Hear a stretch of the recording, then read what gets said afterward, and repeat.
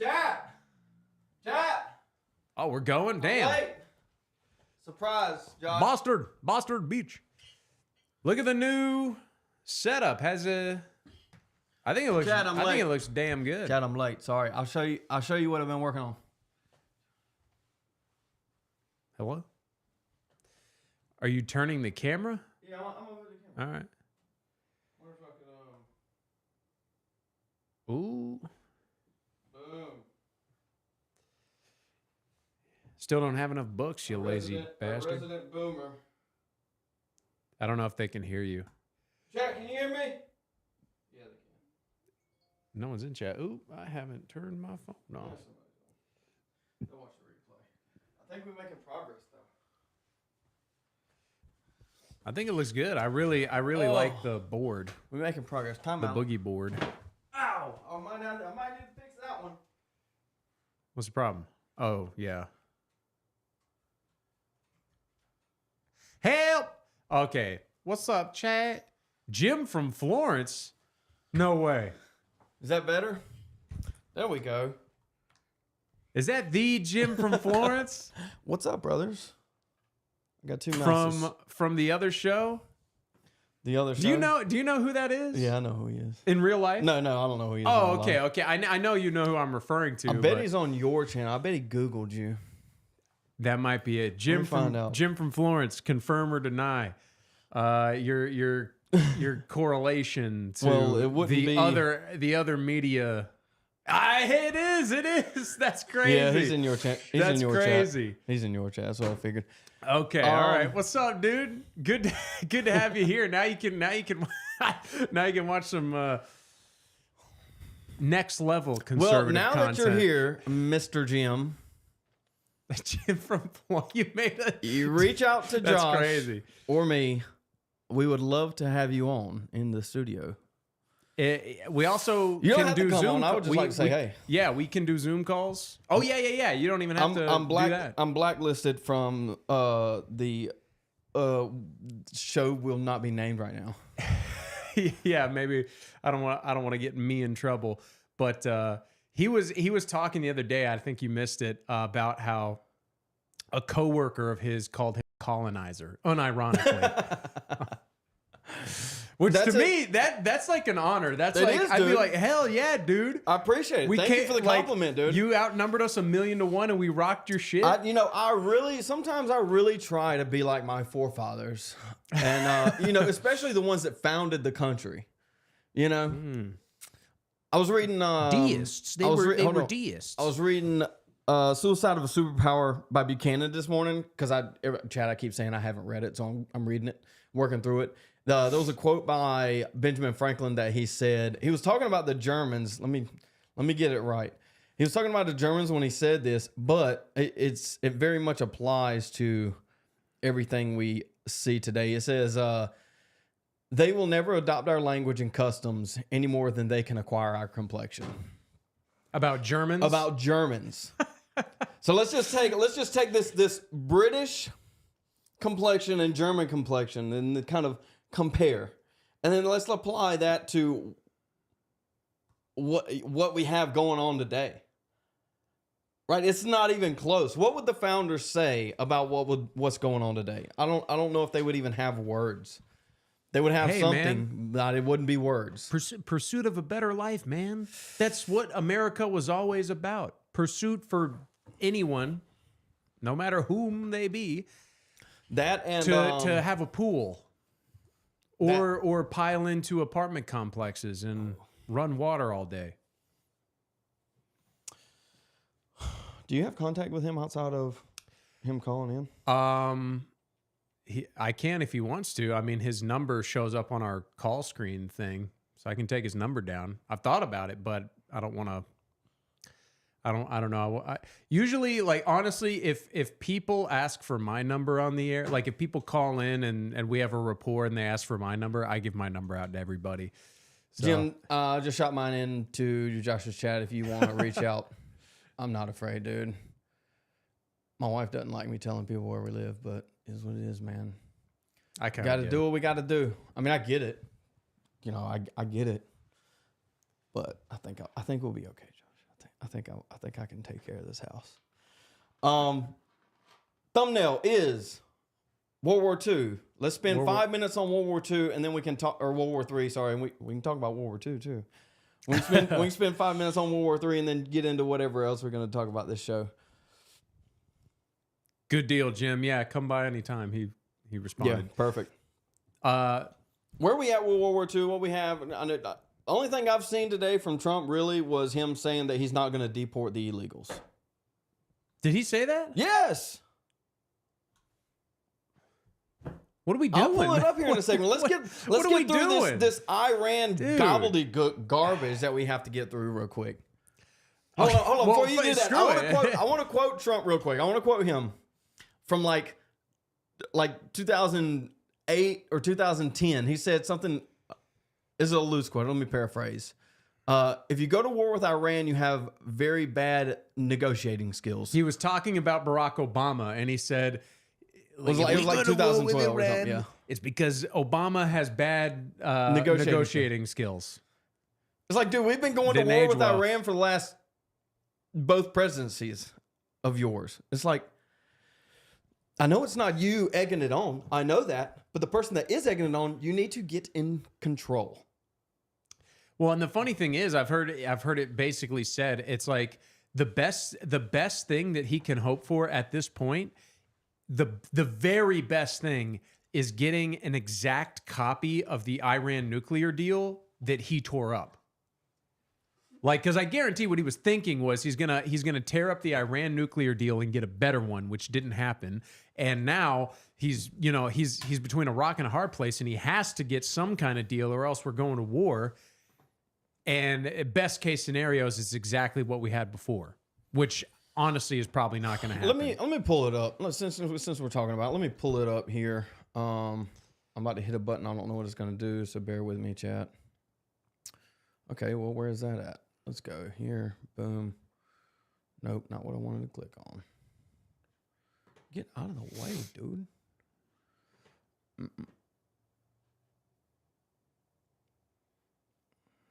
No.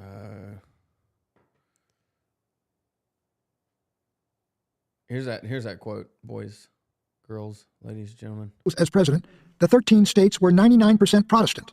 In 1790, U.S. citizenship was opened up for, quote, free white persons of moral character. No others need apply. To the English, Scots-Irish, Welsh, and Dutch, however, there had been added Germans, whose presence in Pennsylvania alarmed that icon of the Enlightenment, Benjamin Franklin. Quote, those who come hither, said Franklin, are generally of the most ignorant, stupid sort of their own nation, and as few of the English understand the German language, and so cannot address them either from the press or pulpit, 'tis almost impossible to remove any prejudices they once entertain. Not being used to liberty, they know not how to make a modest use of it. Why should Pennsylvania, founded by the English, become a colony of aliens who will shortly be so numerous as to Germanize us instead of our Anglifying them, and will never adopt our language or customs any more than they can acquire our complexion? End quote. Nearly two. I mean, that's a pretty heavy quote. I mean, there's a lot in there. If you want to re-listen to it or read it yourself, it's on my Twitter and Suicide of Superpower. Zeb, he was talking about Germans. He was talking about, yeah, that's right. The Haitians, it's a whole different story. You know, people like to call me a white nationalist, a white supremacist, dude. I think I'm just gonna adopt a WASP supremacy. WASP supremacy. Because then you can't call me a white supremacist because I'm not. Get the Germans and. Why can't I go to my homepage? It's being difficult. Oh, that was Robert E. Lee. Let me see if I can find this thing from. Oh, here's the video we were talking about 10 seconds ago. Talking about. Guess he's an anti-Semite. Look, he's a Hitler lover. I guess he's an anti-Semite. He doesn't like the blacks. He doesn't like the gays. There is a religious war going on in this country. It is a cultural war, but this war is for the soul of America. I said, no, the Congress of the United States is Israeli-occupied territory. I was right about everything. Yeah, Buchanan, by the end of this presidency, I would say, what's that, 3 years, 3 more years, 3.5 years? About 3.5 more years. Buchanan will be adopted as a champion and right about everything. And followed close behind him would be someone like George Lincoln Rockwell. I mean, these guys were exactly right, and they were chastised for saying the thing. Oh, here it goes. Chat, can y'all read this? No, it's too big. There we go. I saw that you sent this to me. This is a truth from Trump, like literally today. This is a tweet or Truth Social today. Tweet, whatever. I mean, he tweets on his own platform. Our great farmers and people in the hotel and leisure business have been stating that our very aggressive policy on immigration is taking very good. Long-time workers away from them, with those jobs being almost impossible to replace. In many cases, all right, let's get through it first for our road rage over here. In many cases, the criminals, capital C, not sure, allowed into our country by the very stupid Biden open borders policy are applying for those jobs. This is not good. We must protect our farmers, but get the criminals out of the U.S. Changes are coming. Great. I mean, there's so much there, Josh. It's like we voted for mass deportations. Well, it's quite. That was his entire platform. No, they lied. They lied, dude. That was his platform in 2015. And basically now, I mean, this is what we were saying. I mean, we didn't have the show then, but this is what I was saying on my show on the radio, that this is all smoke and mirrors. Like, he's going to get in and nothing is going to happen. Nothing we want to happen is going to happen. We're going to get war with Iran. Listen, I understand. Like, I get it. I get this. I get that we want to maintain our farmers. I get that we don't want to pull labor from them. But what we're looking at here is literally slave labor. This is 1830s right here. We're looking at they're paying for slave labor, arguing that we need to keep our slaves or the farming industry is going to die or we're going to starve to death or whatever they want to argue. That's what they're arguing. Yeah. How you fix that is subsidize the farmers and deport them anyway. And to be honest, I couldn't give two shits about the hotel industry. Oh yeah. I do not care. I do not care. Let it burn. Like, when's the last time you stayed in a hotel? Year ago, maybe. I mean, we go on vacation, but it's like, I mean, I don't care. I mean, I guess I'd rather have hotels than Airbnbs in Verbo, but for like housing crisis problems. But essentially, yeah, like these are things that don't matter. And the point is, which we understand this. We've gotten to a point where the problems are great, like it's greater than the economic crisis. The economy versus the social, and half of the economic problems that we have are because of this. I would say significantly more than half. It's probably. You're probably right. If you got all of the illegals, denaturalized the anchor babies, and deported everyone that came on the back of the 65 hard seller, this country would suffer for 2 years, 3 maybe. Yeah. The golden age would take 4 years to get there. I promise you. And so this is the thing. This is an argument I was having. But we got to have the slave labor, Josh. We got to have the slaves. We need the slaves. This is an argument I was having with a coworker, which I know you're aware of. You heard the whole thing, where basically it's like, well, what's going to happen to the economy when we deport all these workers? So what's going to happen first? Are the businesses just going to vanish and disappear? Or to save their businesses from going under, are they going to have to pay higher wages? What's going to happen first? Well, they're going to have to pay higher wages, but honestly, I don't care if they go under. If you go under because you're unable to maintain the business, Mr. Businessman, are you a bad businessman or a good businessman? Like, this isn't hard. Yeah. Yeah, and the thing is like people act like the only way that businesses can function these days is basically is to hire illegals. Not true. They do it because it's cheaper. They do it because it's cheaper than hiring someone with all this tedious paperwork, with having to provide them with health insurance and whatnot. They want to pay them under the table. Yes, because it's cheaper. And here's the thing: like roofing businesses and like contractor type stuff, they're gonna figure it out. Those are essential things. Those, like, people aren't going to stop doing contracting Yeah, but Josh, work. the prices of housing will go up. More? What, from $500,000 to 600,000? What's the difference at this point? We can't keep up what we have right now. You want to talk about deporting the illegals and the economy is going to crash? How about this? We're already in the gutter, dude. The only way to fix it is to deport them. Let's take the temporary hit and fix it long term. I'll tell you what. To save the economy, we're going to deport all the illegals, and the economy's going to take a hit. But to make sure it survives, we're going to execute everyone over the age of 50. Then we'll be good. And disperse their wealth and assets outward. I'll settle for anyone that considers themselves a senior citizen. If you deem yourself as listen, chat. Okay, here's the thing. In a virtuous society, they would take care of their elders, but also in a virtuous society, the elders will allow the younger ones to take care of them. But that's not what's happening. They refuse to relinquish the reins. And so by doing that, they are dragging us down into the grave with them. Come here. You're dragging us down into the grave with you.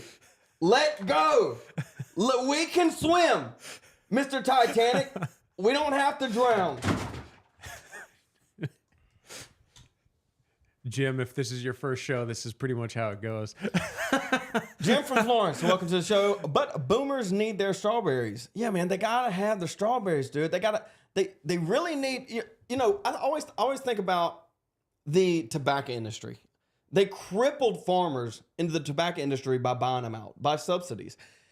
And so instead of allowing them to farm and just maybe increasing the taxes or whatever, a lot of farmers made it out big. But then on the back end of that, they took some hit. They subsidize everything in farming industry. Subsidize the people that maybe you would have to subsidize everyone. You wouldn't be able to subsidize the ones that are hiring illegals, because then you encourage hiring illegals. Now, on the back of this, on this question, I do think business owners should be held accountable for hiring illegals. I think they should be punished for hiring illegals, but that's a little bit of a different discussion. Yeah. Especially the construction sites. Let them take their 6th vacation of the year to Europe first. Yeah, see, we don't need the hotels. Everybody can go abroad. Go to Belize. Go to your what's the Baja in Mexico called? This is one of those things where it's like, what makes you think you get to see the world? Like, why should you get to see the world? This obsession with travel these days is mind-blowing. Look, I get it. People like the beach. People like the mountains. But the mountains aren't different in Italy.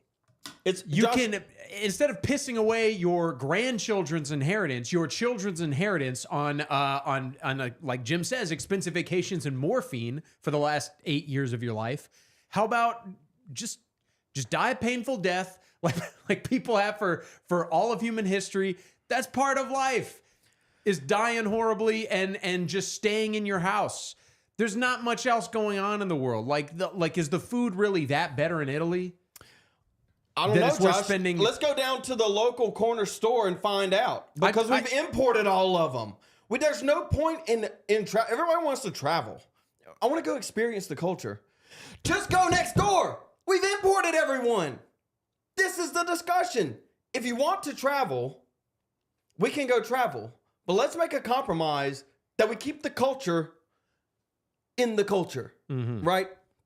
I told you about it before, where I had a friend who he had a family member, like an uncle. He had an uncle who owned and managed properties. There's crack in this. He rented out properties, and one of the oldest property he had, which was in disarray, my friend offered to build, like basically do contract work and build it back up and like help renovate it. And he was hoping that this would buy him favor with his uncle, with his own family member, so that he could buy the house from him. And I mean, of course, the uncle paid him and whatnot, but he didn't want to sell it to him because he could make more money renting it than selling it to his daughter's son. Oh, yeah. Yeah. And people are like, well, what are you going to, that's a smart business decision. You're going to get mad at him for being a smart businessman? Yes. Yeah, that's exactly what I'm mad at. Yes. It's selfish. It's a smart business venture for the Big Short and all this other. That's what they all do. They all go to, oh, it's a smart business move. It's like, dude, you're not a Jew, okay? Stop with the business bullshit. You just want to be selfish so you can keep collecting the thing that you want to collect, which is money. You worship at the feet of money, and you claim that it's this some saving democracy. You claim it's some freedom. You claim it's some smart business decision. You claim it's some, oh, you don't understand the economy. It's like, no, you're complicating it. If you remove the people that are all a burden on the society, oh, but they're productive, bull. Mexico's entire economy is supported on remittance. We need to tax remittance 100%. Mm-hmm. Call it 6 million. Let's tax it 6 million. I don't care. Some number above 100. They need to stop sending money over to Mexico or wherever, India, China, everywhere. The money, we have a bleed of money out of the U.S. Yeah. And so if you stop that in itself, deport them, you have less remittance, and then that in itself stabilizes in some form the economy. Maybe not in a whole, but in part. Yeah. Let's stop leaking. Look at it. All you have to do is bring it down to small scale, right? So we talk local, we talk Dillon, Florence. All of these, a primary issue that Dillon has is this bleeding of money. They have people living in Florence that come and work at Harbor Freight or come and work at Wyoming Gordon, some of these other plants that live elsewhere. They come, they get paid in Dillon, and then they go spend their money elsewhere. It's the same thing with Amazon. People make money in a local community and go spend it with Amazon, and then it just gets dispersed outside. And that's why these smaller towns are just deteriorating, because they have a leak, a money leak, mm-hmm. a currency leak, and they can't support themselves. And you scale that up to the U.S. that has 50 plus, maybe 100 million immigrants. We can have that discussion too, Josh.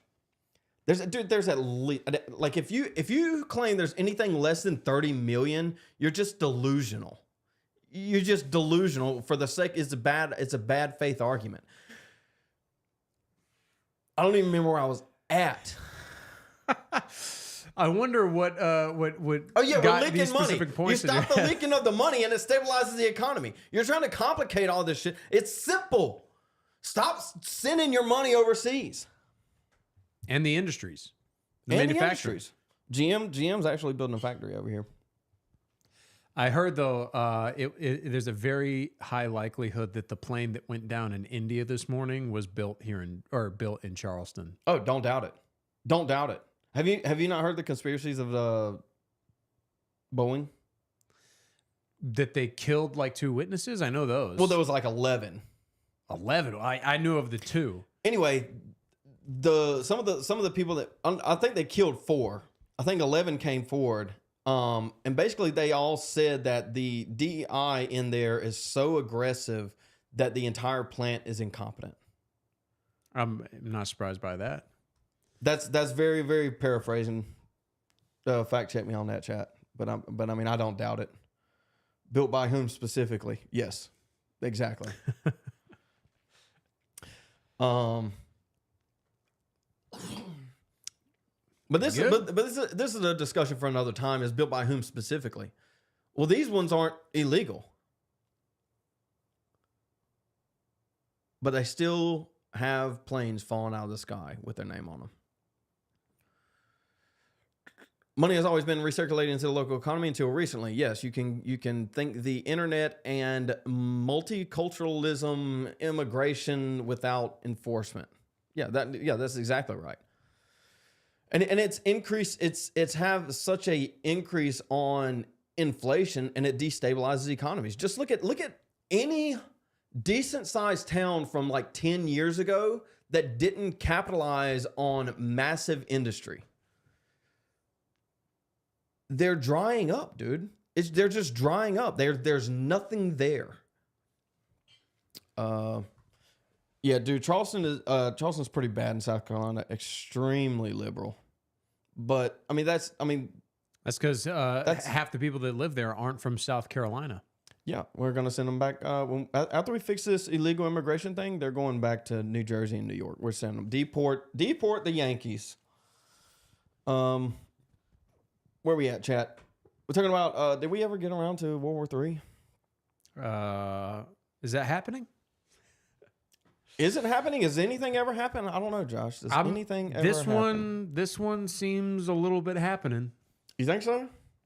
So did you hear basically like that Trump pulled out all the personnel from the Middle East? Or no, that you didn't hear that? He started pulling out all like American non-essential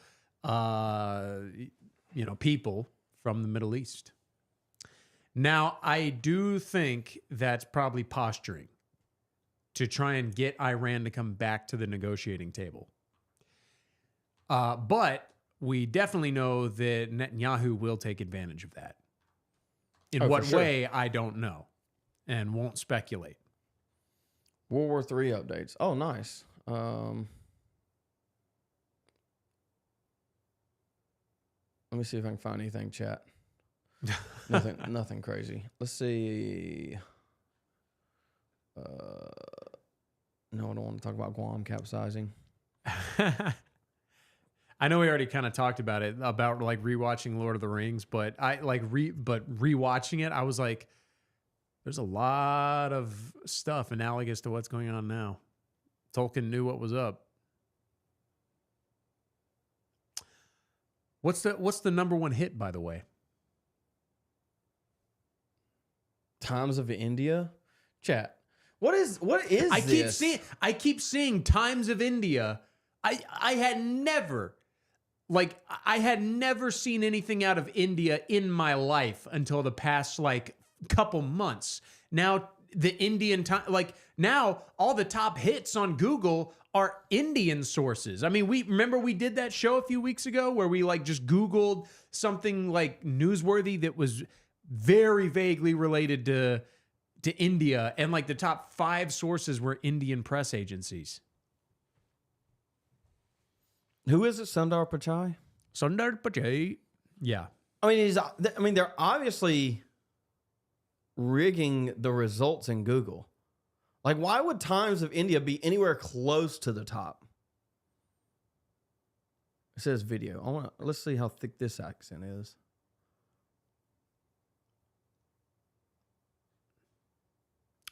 There's a tap tone.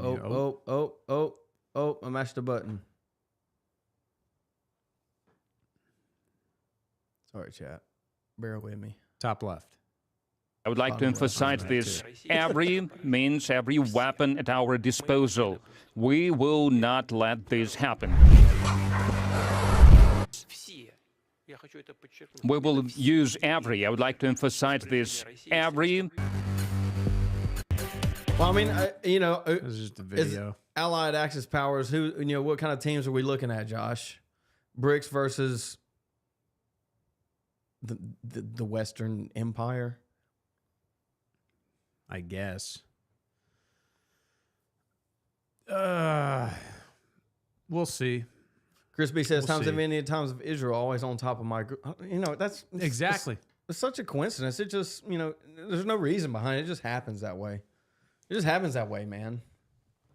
So today, in America, the number one issue facing Americans today, like myself. There are so many Indians here. That's possible. That's a good point. But also Indians run Google. I do. I think you're right. There is a significant population of Indians where we live. Like in Dillon, where I moved from. Mm-hmm. No, there's like zero, like a total of 0. Here, but they're everywhere. Have you not seen them? I don't go to the hospital. I mean, one of my friends is Indian, so I kind of throw that one out there. But it's like they're everywhere. I think he would. I mean, he would agree with me. None of my friends are. None of your friends are. Where are they? In the sewers? Everywhere. Do you ever go out to eat or anything? Not here. Okay, well then. I mean, I drive around town and. Malarkey in the chat. I went to stones at UNC homeless. Charlotte for a year. They travel in packs. Well, that's literally true. Well, they do. It's not just Indians. It's all of it. It's everybody. Anybody that's not American travel in packs. It's like it's a Western thing to be an individual. I mean, that's what we look at. Like the tribal nature of people typically drive in packs, travel in packs. This is an argument against assimilation. Are there exceptions? Sure, but that's just the nature of people. We're pack animals, Josh. Not all of us, but some of us. U.S. can take on the world. Not worried. Wrong. I mean, from a pure military might standpoint, yes.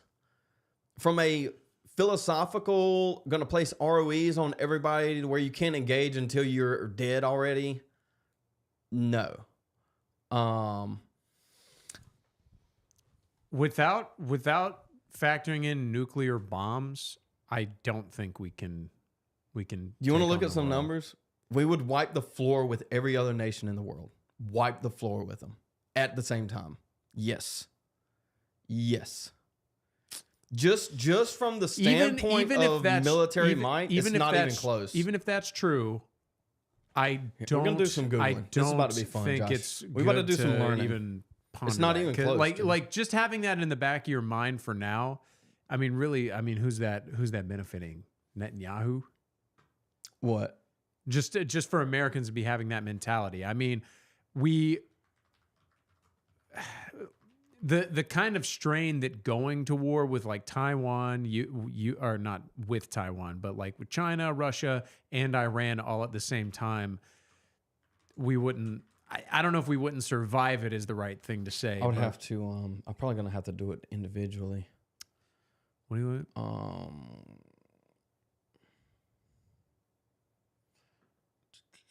Well, we definitely win by. What is this? You think China would go kamikaze mode?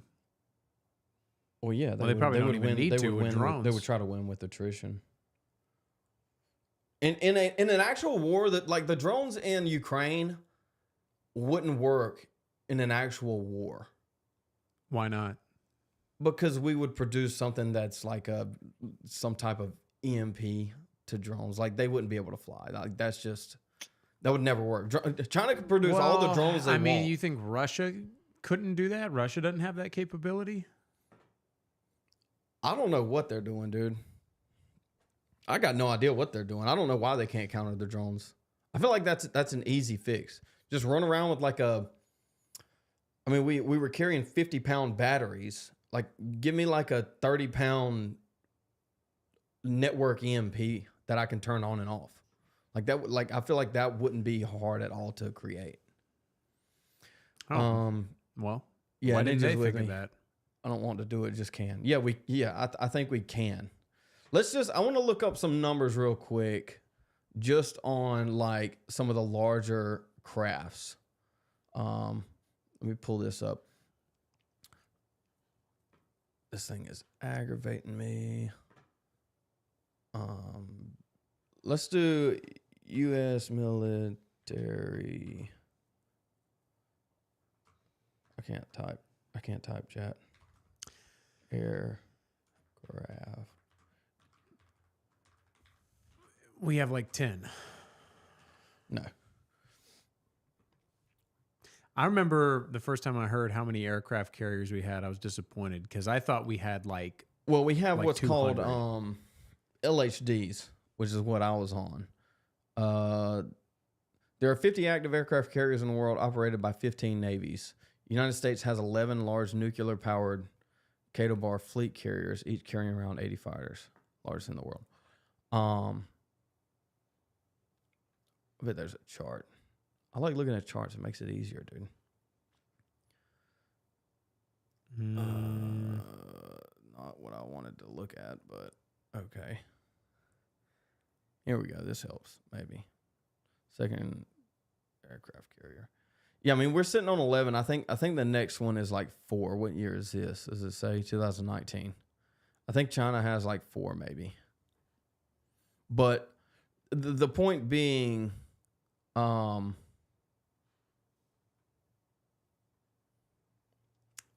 USA. See, these are all aircraft carriers. I'm not sure what this is. Those don't look like LHDs. How do I get rid of this? And we have the largest Navy. We have the largest Air Force. We have more planes than everybody else. I mean, just from sheer military might, again, not factoring in like nukes. We just wiped the floor. Maybe we need to do a military prep show. The problem isn't whether we have the ability to. The problem is, do we have the will to do it if it comes down to it? And I think the answer is no. Well, yeah, because, I mean, like, with the exception of maybe Russia, I mean, there are a lot of Russians here, but, like the Chinese, like, our nation's full of non-Americans. Yeah, let's do, I mean, remember, internment camps were first done in World War I because the Germans were bombing harbors during World War I. Yeah. We invented internment camps, another proud American invention. Yeah, I mean, rightly so. I mean, and I'm not being sarcastic. I'm serious. Well, I think they said something the other day about having foreigners in Harvard that were spies, and so they weren't going to send them back. I'll have to look that up, but yeah, we've been invaded, and 2, we've been infiltrated. Mm-hmm. I mean, there's so many spies all over the place, dude. I mean, and we're granting them everything. I was thinking about this the other day. Somebody brought up Leviticus, where it talks about you need to treat your foreigners well, and I don't disagree with that. Like don't treat them cruelly, right. But like that doesn't mean they are you. Yeah, but even beyond that, I was like, if you just let everyone in and live here, there are no foreigners. Right. Like, if the majority of people here are foreigners, then we're the foreigners. Yes. It's not our country anymore. We have the largest number of foreign invaders on U.S. soil. Yes. Absolutely. If war kicked off for real, flag versus flag, there would be a cleanse. I would hope so, man. I mean, I would hope so. A cleanse of like what? Like everybody? Like generals at the top is what he's kind of talking about. A cleanse of the people that are willing to do the thing. Oh, I see what he's saying. I see what he's saying. I wish you were right. I don't know, man. I've been out for about 10 years and I can't make any guarantees on that one. You got out when you were 23? How long were you in the Marines? 19, went in 5 years, got out. I think I had just turned 25, actually. Okay. Has it been 10 years? 8 years? If you were 25. 2017, I got out. So what's that? Oh, wow. Yeah, it'd be 8 years. Almost 8 years. 8 years. I'm getting old, Chad. I'm getting old. You're a geezer, man. All right, let's see. I'll get you a cane for your birthday. But yeah, well, I mean, what are we talking about, Josh? What are we talking about here? Let's react to something. Anybody in chat got anything to react to? We could react to our own stream. I don't know if we need to do that. We'll probably get some feedback. Get some feedback on that one. Let me type in. Well, you figure. I got to go to the bathroom so bad. I'll be right back. Oh, no. I'm all by myself. Whatever shall you do?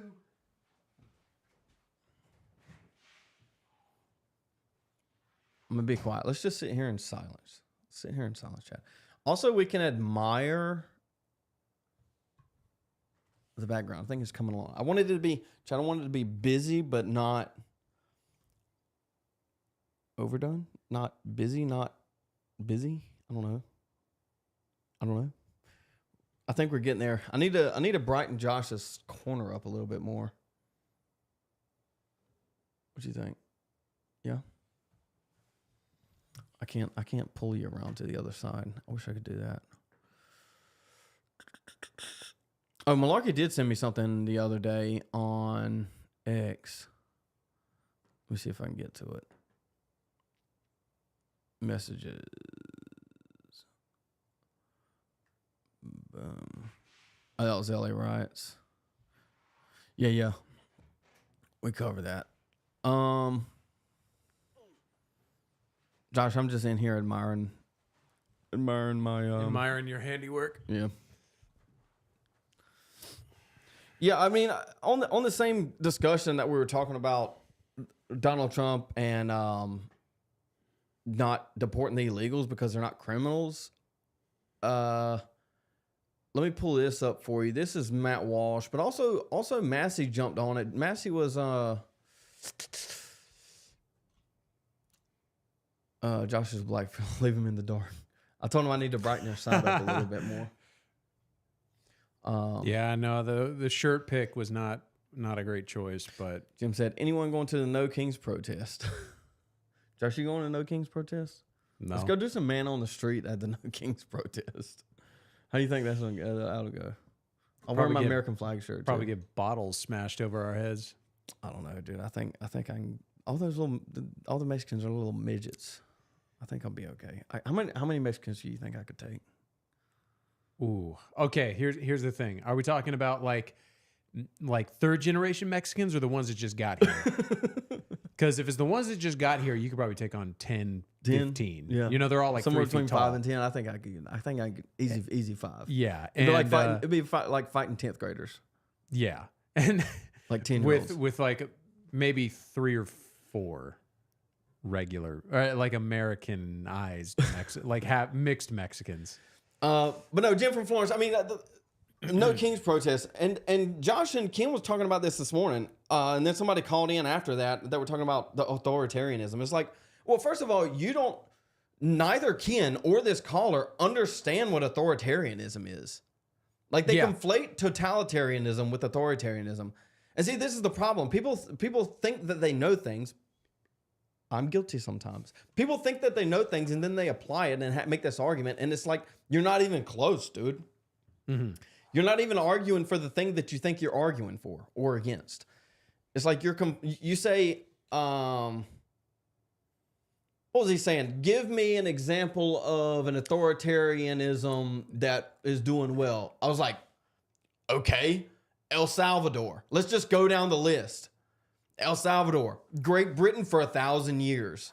Hungary was an example. Hungary, good example. I mean, we could go Germany, but a fascist Italy. We could talk about Japan, basically authoritarianism. But the problem is, here's the problem. They are a homogenous people, and they work well in a authoritarianism because they are homogenous. Yes. And the same thing in a democracy, if you're homogenous, you work well. But the problem is once you lose that homogeneity, everything goes down because you're not represented. The only way you're represented is by retards like Nancy Mace. Yeah. Well, and here's the thing: is rightly so, probably. This is something that I and the host of the show we get into all the time. Is what he talks about the economy. That's his main issue is the economy, and he acknowledges military and entitlements are the main things that are causing the economic problems we face. He also acknowledges no politician. I mean, he said it today. I was like, why will no politician run on this issue to fix it? And he says, because of elections. And I go, there you go. There you go. So you have to ask, do you want to solve the problem or do you want to preserve the democracy or the system as it exists? I'm not even saying we have to get rid of voting. But as it isn't working. Do you want to let it fall apart because that is inevitable, or do you want to fix it? How do you fix it? Well, we can't let think tanks run a country. We can't, this is political theory. I don't agree with theory. I don't like theory. It's like, dude, everything we do is theory. It's all at this theory. Point. But no, so I had a discussion with Dr. Bolt on the Touch Grass episode, and we talked about this. And I don't really know Dr. Bolt's position. He tells you what you want to hear. But I basically made that argument. It's like, if we're in these 4-year cycles and you only have 2 terms to run, well, your first term you're going to spend trying to get reelected for the second term, so you're not really going to do anything. The second term you're going to not really do anything because you want your next guy to win his election, so you're not going to ruffle too many feathers, and then so on and so on and so on. No, Zeb. We have to live to fight another day, Zeb. I don't understand why a retard like you doesn't understand that if we lose elections, then then we can do nothing. It's like they get a dopamine hit from losing. Like, are you addicted to losing, dude? It's not that hard to not lose. Genuinely, I think they do. I do think crazy that your average conservatard likes being on the fringe. You know what it is? I think they see it as like persecution. Like, yes, I'm not in the mainstream, therefore I'm punk rock. Like, leftists have the institutions. Let me just continue losing so I can be this rebellious type. It's like, no, dude, just win. It's not that hard. Deport the illegals, Trump. It's not that hard, dude. Stop losing. Okay, you worried about your farmers? Yeah, me too. Subsidize them. It's not that hard. I don't care about the national debt. No one cares about the national debt. You know when I'm going to care about the national debt, Josh? 1,000 years? Yeah, $1,000 trillion. Give me $1 quadrillion and then I'll worry about the national debt. Yeah. And because that's what it is. It's meaningless. It's a meaningless number. It doesn't mean anything. It's tied to nothing except the government. And if you have a flood, an invasion, and a usurpation of you and your people, then there is no country, and by extension, there is no government, and by extension, there is no debt. So the debt is meaningless unless we deport everyone. There you go. You don't have to complicate it, dude. It's straight logic. Stop jumping through the hoops. You know who I'm talking to. I said... Whoa, what about the ones that pay taxes with no benefits? The ones that pay taxes and then send all their money back home that we talked about, all the remittance. Let's just start there. You talking about the ones that use? We said deport Abuelita, and they'll all be criminals because then they'll all riot, and then now get rid of the violent ones. Raid the Home Depots, raid the schoolhouses. I don't care. Raid the construction site, raid the farms. I don't care. Raid all of them. Send ICE everywhere. If you run out of ICE agents, just start deputizing people. This isn't hard. They're not all bad hombres, but none of them are good hombres. If they were good hombres, they would be deporting themselves, and they wouldn't be here. So there we go. Maybe change subject a little bit. Zeb, how much do the drill sergeants and generals kick your ass in the military? Because I have a feeling if I went, I'd be scared. Well, in general, you won't even run into a general in the Marine Corps. Drill sergeants. So like at boot camp, if you've ever played like any high school sport with any type of decent coach that's ever like gotten on you, you'll be fine. It's just a lot of yelling and then a taxation of the body mentally, physically, and emotionally, and physiologically, psychologically, there's a word. You just get maxed out so fast. Like the first 3 days, you don't get any sleep, and then you don't eat a lot, and so you can never catch up on calorie intake. And then you sleep like 6 hours a day, and you're like every second of the day is planned out, and so you can never catch up on sleep. You never get to rest. You never get your full calorie intake. So after that, like first 2 to 3 days, you're never able to catch up for like 3 months, and so your central nervous system just shuts down eventually. Anybody that puts any effort forward does, but once you hit that point, you're fine. It's scared. I wouldn't say scared. Really, the worst part was just like being 3 months with no communication. But I think he might actually. Were you get a married phone at the now. time? No, I wasn't. When did you and your wife get married? Because you're high school sweethearts, right? Oh, like 2 years into the Marine Corps. We've been married 11 years. So what's that? A long time ago. 11. Wow.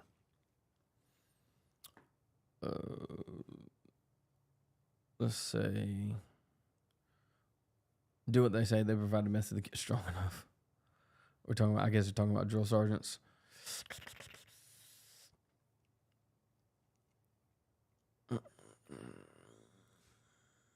Ninja's calling you fat.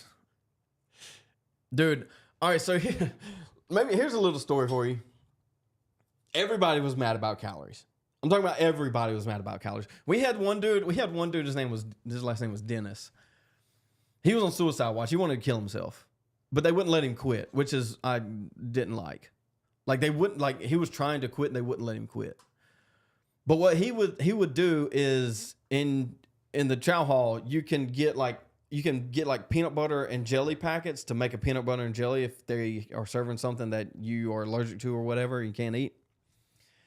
You really only get like 5 minutes to eat anyway, so you never finish your food. So if you're trying to make a peanut butter and jelly, you barely get it down. Anyway, he would grab peanut butter packets in the chow hall and stuff them in his pocket and then hide them in his pillowcase. Because they go through your locker, they go through all your stuff, everything's out and open basically. He would hide him in his pillowcase and he got caught.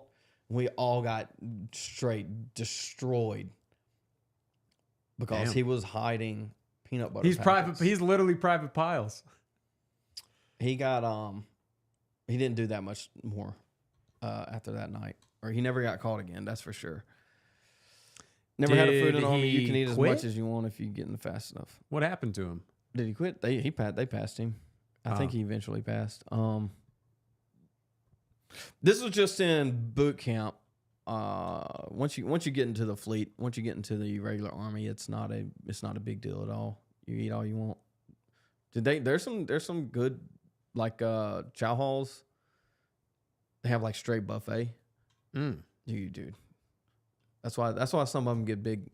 I went on a tour of the USS Yorktown in Charleston like a few months ago. Yeah. And they were talking about how like that ship was like each ship during World War II made their own desserts, and that ship was like renowned for its cookies. And they had like they didn't have samples because we went to like a ghost tour, so it was like late at night, but I was like, damn.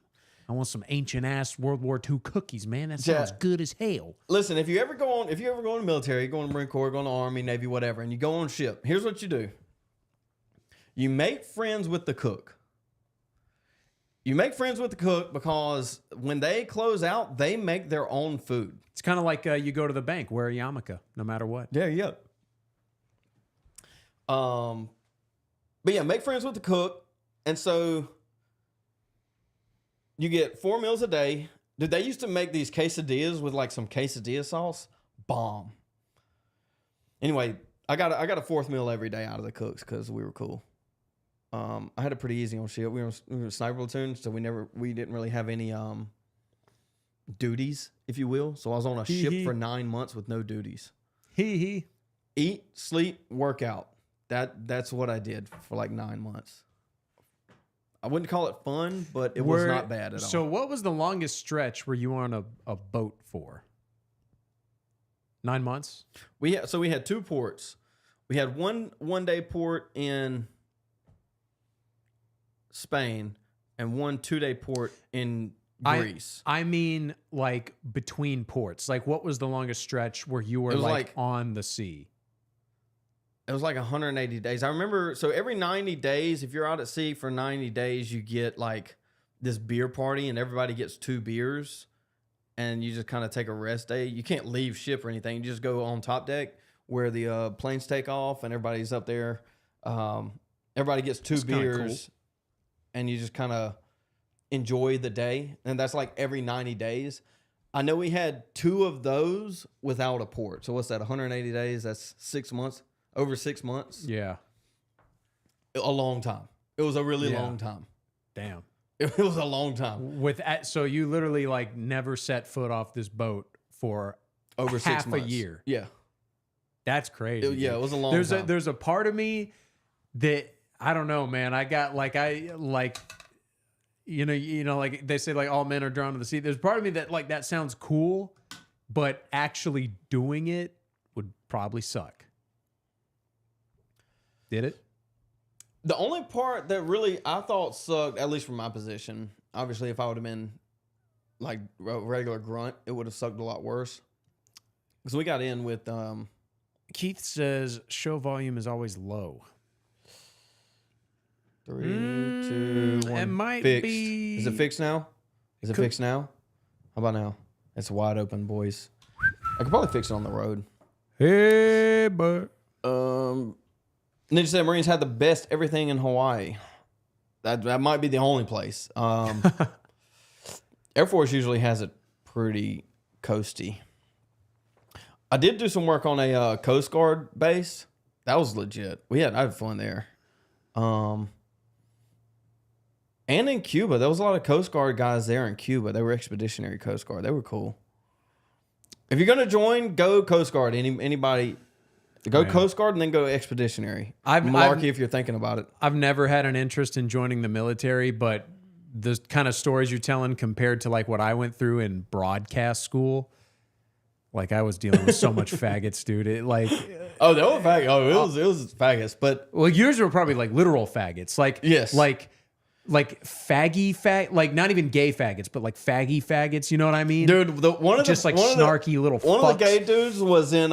He was a machine gunner, and most of the machine gunners like thick dudes, like big. This dude was like, he was huge. He was a huge machine gunner. He was gay. He was like the only gay dude on the ship. I was like, other than the Navy, obviously, but it was like, yeah. The one gay dude was like pushing like 405. Was on he the bench. zesty? Not really, no. He was just gay. Yeah, he was just gay. That's why both bodies get a sheet wrap. Like I said, I worked at a restaurant in the hometown. I got cool with the fry guy. They slide me free wings all the time. Chicken wings? Fried chicken? Fried chicken? Hey. You set yourself up for that one, You Malarkey. did. You can't even blame Zeb. You did. I didn't realize my volume was all the way up until Zeb changed it. Sorry. Well, is it better now? I think it's better. Like, is it? Oh, okay. So it is. It was a problem on our end. Okay. I have an interest, but I was wondering how hard. Dude, it's not hard at all. You would be perfectly fine. What is he, like 6'3" or 6 feet? Is that what he said? Yeah, yesterday? What did he say? 6'2"? No, he said 6 foot 185. But that doesn't matter, dude. You're perfectly fine. If thinking back to high school, you think, oh, dude, there was some idiots in high school. I went to school with some idiots. Guys in the Marine Corps, next level retards. Like next level. Like you would never imagine how dumb these people could be. Like it hurts me to think about sometimes. Example. So you have to do drill, right? I mean, these stories are 15 years old. So you have to do drill and you have to march and you have to, do your thing out there in the hot sun on pavement. But you also have to ask permission to like leave or go pee or whatever. Like dudes would be so scared of drill instructors or retarded or I don't know what it was. Like they would pee themselves mid-drill. It was like, dude, just go pee. It's like, are you dumb, scared, Why or what? Like it's not that bad. It's not that hard. Drill instructors are normal people like us. They're just a little crazy sometimes. I'm sure they get up in your face, but like... Yeah, I mean, they don't hit you or anything. Yeah, and they're not going to... Like, I'd imagine they'd let you take a piss if you actually needed to take a piss. They do. People are just... I don't know. They're scared of people yelling at... Like if you've never been yelled at your entire life, that's a different story. But it's not bad at all. Now, if it's like nighttime and you say you need to go take a shit and a crazy drill instructor's there and he asks you, is it an emergency? You say yes. He's going to make you go get moonbeams, flashlights, these flashlights have inserts, right? Moonbeams. You have there's a white, there's a red, there's a blue insert. Red's for at night, so you can do it and not lose your night vision. Do you know that? Yeah, you told me that on this. No, not do you know? this If, stream. do you know if you use a red light at night, you don't lose your night vision?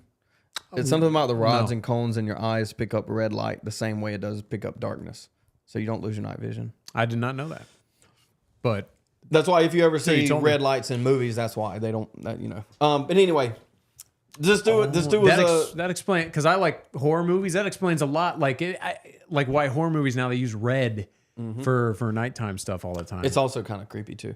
But yeah. no, this dude had to take a shit, and Drill started asking me if he was in emergency, and he said, yeah. He said, okay, go get another moonbeam, one with red, one with blue, and come back. And so he went and got the red moonbeam and the blue moonbeam. And he said, all right, now run around like you're an ambulance and say wee woo wee woo wee woo as you. So this is the middle of the night. Everybody's sleeping. Everybody wakes up to this dude running around going wee woo wee woo wee woo like a cop car. That's pretty funny. While he's gotta take a shit. Anyway, yeah, you'll come out with good stories like that. Dude, there's some good ones. They just take time to tell, and then I don't know. Maybe they don't come across. They work a little bit better up in here because I was there. You know what I mean? So because I have to set it up. So you're always in a squad bay, and what a squad bay is just like a long room, and just think 2 rows of bunk beds on either side, and then a long central hallway. I mean, think Full Metal Jacket, basically. And so you have to go up there and you have to stand on line and you do uniform inspection. If there's anything messed up, you're gonna get blasted, and then you're gonna have to go do something retarded. Like one dude had to take his rifle, empty out his footlocker, which is like a big Like a crate in like front of a your crate, thing. yeah. And he made him sing row your boat as he took his rifle and he pushed himself on either side down from one end of the squad bay to the other. Another dude was like he was like Iron Man or something, which means like really fit. He was one of the fittest ones. But he made him do the obstacle course, and the obstacle course was going over the top bunk bed, under the bottom bunk bed, over the top, under the bottom. He had to do that around in circles and circles the entire time.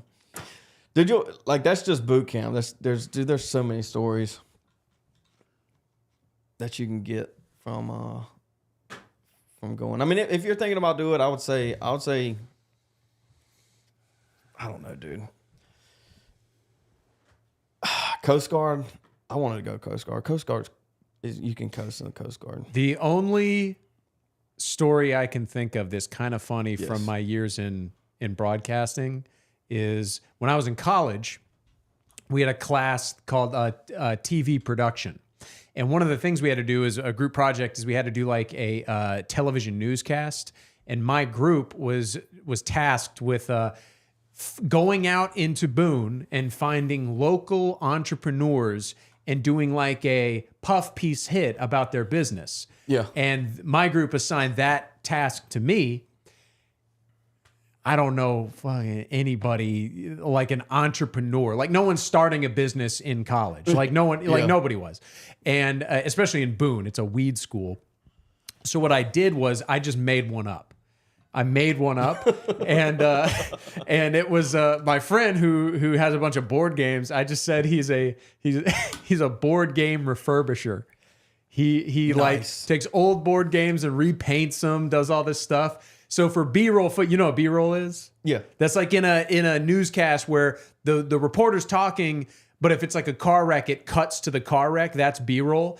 And for my B-roll, you know, I like got a pan shot of like board games on a shelf, and one of them was Bananagram, like it was like a banana or Scrabble. It was a Scrabble board with Scrabble pieces like strewn about, like people had just dumped them out of the box. Yeah. But I intentionally had put like the N-word like down one way. It was kind of like zig, but I knew that was coming. yeah, and slipped that into the project. And told one of my buddies as it was playing like on our like television station. I was like, you got to watch it. Yeah. So I went to college for a year and a half. I went to college for a year and a half. I didn't end up going back. I never finished though. I'm only like 3 credits short. They told me I had to do mandatory DEI training, mandatory diversity training to get my certificate. And yeah, I told them no, I'm good. Because the government was paying for it, I wasn't paying for it. And I don't need a degree to come talk to chat, guys. I don't need a degree to come talk to you, do I? Do I?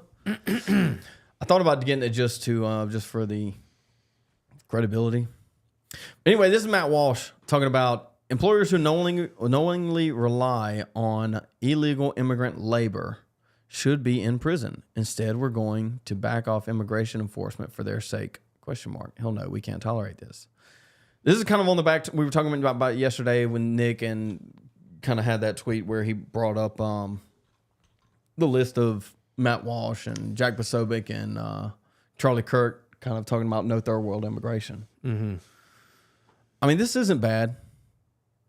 This is a lot better than yesterday, at least from Walsh. So some of the clip, like I actually, believe it or not, Zeb, I actually opened my Twitter app the other day and was on it. Dude. But all the things I was seeing was clips from like 2015, like the 2016 race with Matt Walsh back then, talking about like he sounded like fucking like a Marco Rubio or something. Yeah. Like back then, he was talking about how Trump is bad for democracy because he's an open dictator.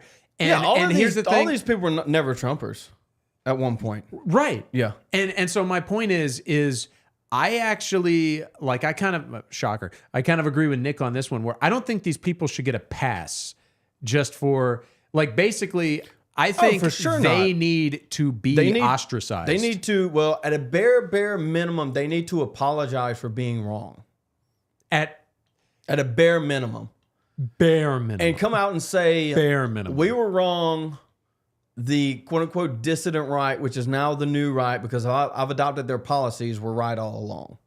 The Buchananites were right. That's what they need to come out and say. But I mean, they're never going to do that. They're never going to do that. They can't do it. They lose all credibility. Dude, like I do not like any of them. I know you kind of like Knowles. I mean, no, dude, I haven't listened to Knowles in a while. He's the most palatable to me, but like Charlie Kirk and Matt Walsh, I don't get it. I do not get it. Just from an objective standpoint, I don't know how anyone watch them. Like the "What Is a Woman" documentary, all the basic bitch conservatives like were fawning over that, and I watched like a few clips, and I was like, this sucks. It was funny. Good for the time. No. For the time it was. 2 years ago? Well, What Is a Woman? Yeah. It's been out like 6 years. Hadn't it? No, didn't it just come out like 2 years ago? When did that come out? I don't think I said hey to AJ. You seen AJW before? What's up, brother? I don't think so. Baby Uno, hey guys, tell Trump to stop dumping for Israel. This isn't our war. Well, even if we could get Trump to stop dumping for Israel. It came out in 2022. Did it? Yeah. Almost 3 years ago. Yeah, now the Daily Wire is going bankrupt. Even if we did get Trump, you still got 438, we'll call it like 433 members of Congress that we got to get to stop dumping from Israel too. Like I said, when at UNC, we had to sit through this dumbass Title IX speech. They wanted me to go to diversity training. I was like, no, I'm not doing it.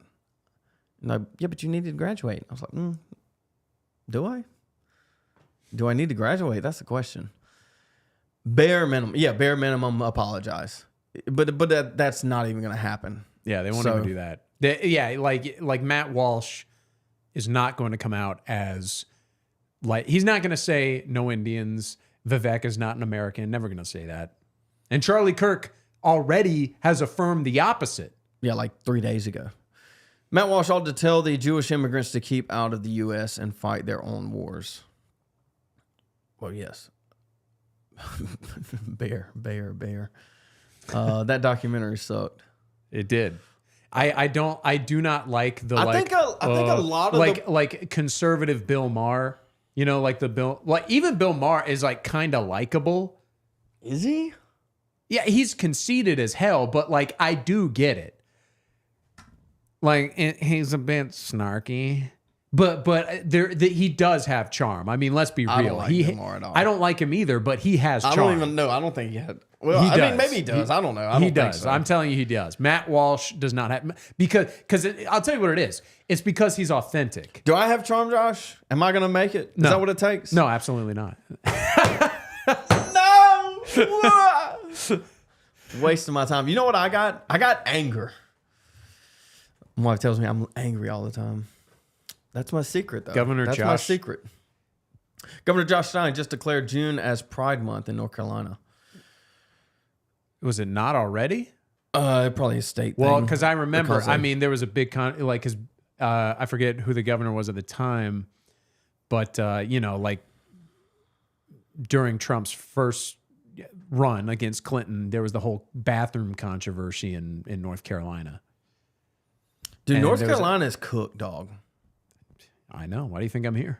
Anthony, what's up, brother? Ooh, I got James. Hold on. That's part of the old doctor spilling beans on the Godfather, I can see or something like that. Dude, I got a confession here, Josh. I've never seen The Godfather. Chat, don't cook me, chat. I'm not saying this to be like edgy or whatever. It's overrated. You know what's not overrated? It. The Departed. That's overrated. No, dude. Well, and I am biased because I can't stand Matt Damon in anything. I can't stand him in anything, dude. He sucks. He's the worst actor ever. Really? He's so bad. He's just terrible. He's the most douchey person and Josh took ever that put personally. To film. Yeah. Wow. I personally hate Matt Damon. That. And here's the thing. Everything else about the movie is good. The movie is good, except that Matt Damon is crazy in it. And take from Josh here. And their fake Boston accents. We need a constitutional amendment that gives protected classes status to those whose ancestors predated the revolution. You know, like a posterity. Matt Walsh has big brother telling little brother to get his shit together vibes. That's true. That is absolutely true. I mean, all of it, brother. But like the vibe, like the Matt Walsh has big brother telling little brother to get his shit together vibes, like kind of baby talking. Plus, he is a ugly geek trying to come across as cool and confident, and it's clearly like a ploy. So I met, dude. Here's my problem with like a lot of these guys because I've met a few of them in real life. Like they're just small. Like I don't know how else to say that. They're just unimposing. Charlie Kirk nailed it. Charlie Kirk is like the exception. Like Myron Gaines, solid. Who else have I met? Owen Schroyer, solid. John Doyle, not huge, not big, but he's not small. I don't know how else to say that. I know exactly what you're saying. I know exactly what you're saying. They feel small, and you can tell. You can see. They're just small. Arms crossed. They're just small. Like yeah. Like Ben Shapiro. I'm like, dude, like puff your chest out, something, dude. Like, do something. Like, they're not skinny jeans. They're not comfortable in their own skin. 5'8", 5'9". It's like, dude, 5'8", 5'9". You're not. I mean, that's not that small. But you just look like you're 4 foot. They're not comfortable in their own skin. You look like you're trying to be a midget. Like, stop. Like, just not. Jim said we need a constitutional amendment that gives protected class status to those whose ancestors predate the revolution. Go. I agree with Anthony Bobkins. Matt Damon is a bastard. Element. Josh, you really take Matt Damon personally, don't you? Yes. And I will not go further other than like, I'm a movie buff. I love movies. And for some reason, people like him and he's just terrible. I've never seen a good movie with him, but people insist he's like one of the best actors. All right, let me get this out. I want to touch on this. We need a constitutional amendment that gives the protected class status to those whose ancestors predate the revolution. Yes, I would even go as far to say as the Civil War. I could get there. But yeah, I mean that's what the Constitution was written for our posterity, right? I mean, at the Revolution, the next year, we created the Constitution that said exactly this. The problem is, Jim, I don't know if you're a lawyer or not. You speak like you do when you're on the radio, but I think the Constitution needs to be crumbled up, thrown in the trash can, and set aflame. Start from scratch. We have to start from scratch. Here's why we have to start from scratch. Because we have things like the Civil Rights Act, which annul the First Amendment, right? We don't have freedom of association, even though it's enshrined into the Constitution. Literally the First Amendment. But this is a problem. We need to chunk the Constitution and then everything after. The only way to fix this is the system has to be destroyed. When I say that, I include this Constitution, this boomer Bible that they worship. Oh, I'm a constitutionalist. Jim, yes. That's exactly right. We have a 13th, yes. 14th, and 15th Amendment. We were talking about this all last week about how the, my brain farted. What is it? The Civil Rights Act is the new Constitution. It usurps the entire Constitution, essentially. 100%. Yes. You do not have freedom of association. Period. No, you don't. Nor do we have freedom of speech. And that's across the board with, I mean, you could start with anti-Semitism laws, but that's just Jim, for real. Yeah, we're gonna Jim, we need to get together. We can probably figure something out. I'll let you sit right here. Get you on the show, yeah. Let you sit right here. You can have his seat, and I'll just keep you off camera.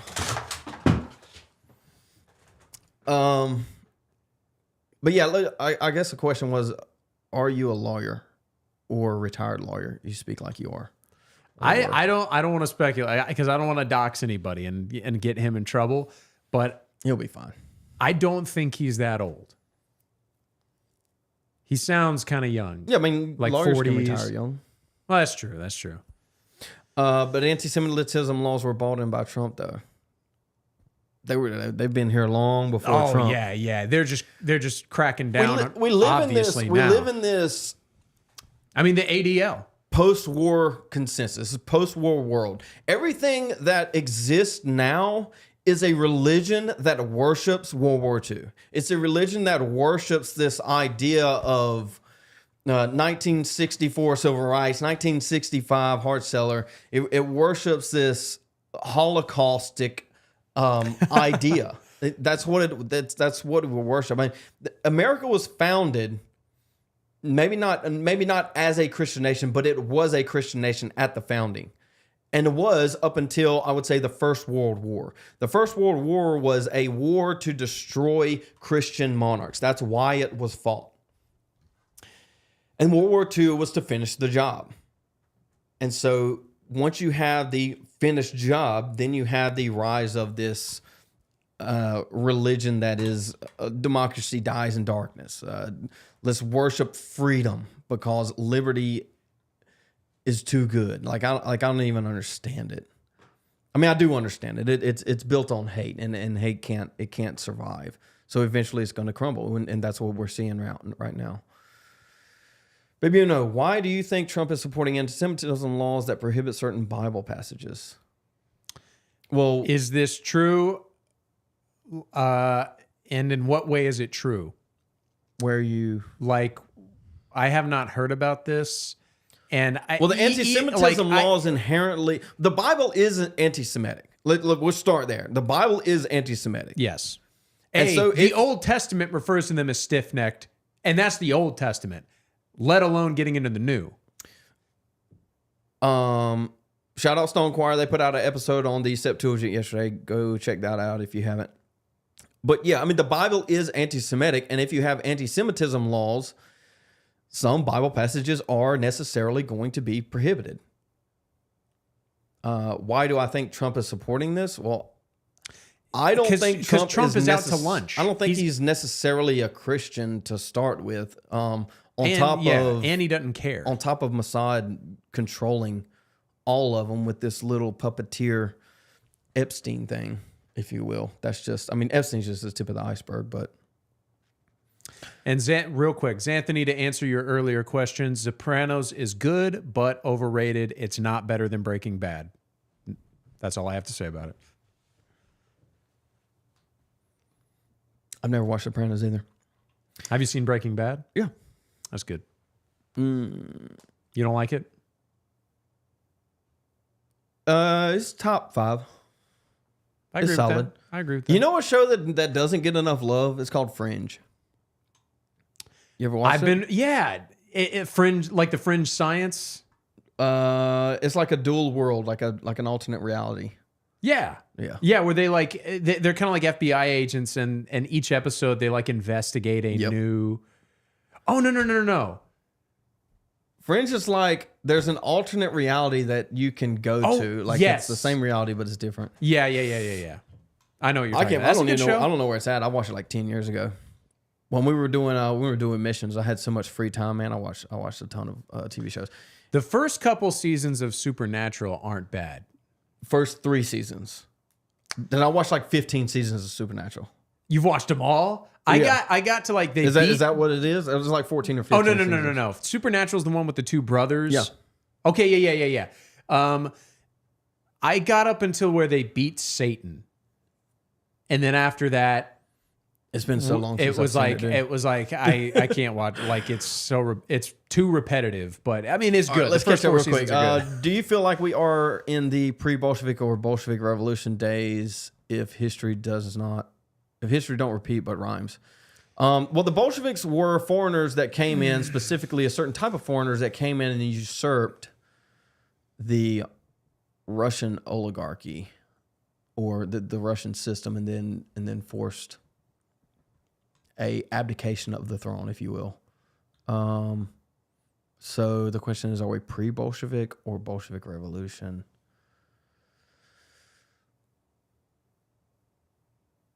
I think we're beyond it, man. I think it's happening. It's just taking more time because like I say, the infrastructure and the system that we've created is more stable than a single monarch. And so that if you want to give some credence to a non-authoritarian system, it is harder to usurp, or it is harder to coup.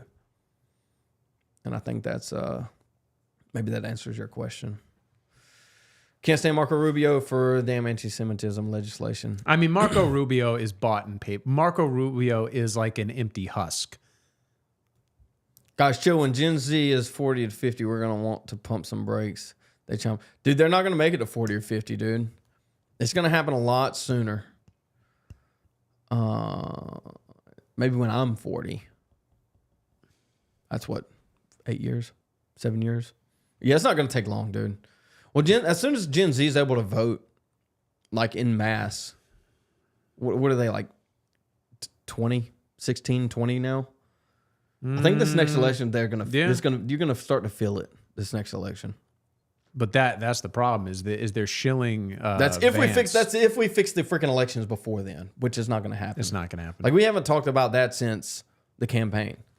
Like can we fix the thing that really matters? Because first thing they did was incorporate crazy anti-Semitism laws. Yeah, I think we're beyond that. Trump doesn't cross a Christian at all, more like a secular Jew. Well, there is an argument to be made. I think a lot of people make the argument that he is Jewish. I don't know if there's any validity to it. But I genuinely think. Listen, if you go to the wall, I don't care. I don't think Trump is religious, but I do think a big part of the reason he ran in 2016 was because he saw he saw the degeneracy, and yeah, he's not like a full-blown born-again Christian, but he pays homage to it. You know, he recognizes that Christianity is a big part of what made America great, though he is not Christian himself. Most likely. I genuinely, I don't want to speculate on people's faith. Chad's over here arguing about Breaking Bad and Sopranos. Hey, Gunner. True Detective season 1 is a banger. You should watch that. Also watch Fargo season 1. Just the first season. Fargo. The first season? Yeah. I love the first season. What was I saying? Yeah, Sopranos is like a cinema fag, like a jerk off set. It's good. It's good, but it's not that good. It's not as good as everyone says. If Joe comes out as a Jewish convert, would it change your views on his loyalty to the U.S.? I mean, he kind of already has, but he's not like he fake converted to Judaism, didn't he? As like a joke, like not as a joke, but he's not a real Jew either. And everyone goes to the Wailing Wall. Yeah. Would it change my views on his loyalty? I mean, really, it all just matters. Like, all I care about is action. Like, yeah. I mean, yeah. All these people talk about it. They talk a big game, but it's like, what are we actually doing here? I mean, Trump said in his first, like when he was running his first time, he said to AIPAC, "You're not going to like me because you can't buy me." He knows what's up. He may not know how bad it is. He probably does now, but his hands are tied a little bit. Let's be real. Yeah. Are we still talking about TV shows? I don't even know what those are. Dominion and I V? think I watched. Was Dominion V? with? I've never even heard of these. I can't remember. Yeah, chat. I don't do TV that much, dude. Not anymore.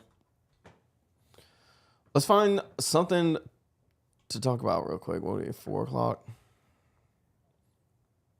Let me do some looking.